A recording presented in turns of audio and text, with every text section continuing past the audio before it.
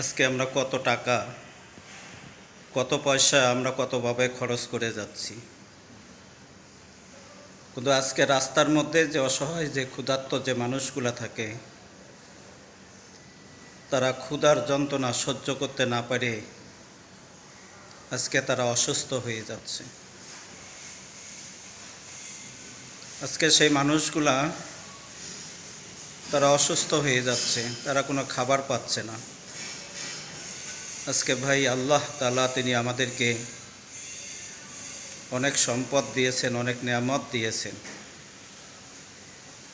আমরা যদি এই অসহায় দরিদ্র ক্ষুধার্ত যে মানুষগুলা রাস্তায় থাকে, রাস্তায় ঘুমায়, যাদের আজকে বাড়ি নাই, ঘর নাই, থাকার কোনো জায়গা নেই, আজকে সেই মানুষগুলার জন্য যদি আমরা এগিয়ে আসি, তাদের পাশে যদি আমরা দাঁড়াই,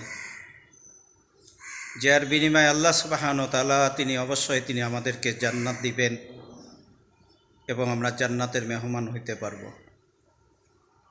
এই জন্য আল্লাহ পাক বলেন যে, বান্দা দুনিয়াতে তোমরা নেক কাজ করে আসো, নেক আমল করে আসো।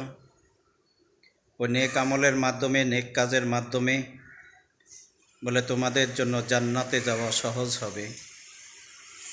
যে ভাই আজকে যদি আমরা জান্নাতে যদি আমাদেরকে যেতে হয়, তো দুনিয়াতে এই ভালো কাজগুলো আমাদেরকে করতে হবে, আমাদেরকে নেক আমল করতে হবে। যে নেক আমলের মাধ্যমে, ভালো কাজের মাধ্যমে আল্লাহ তাআলার জান্নাতে যাওয়া আমাদের জন্য সহজ হবে।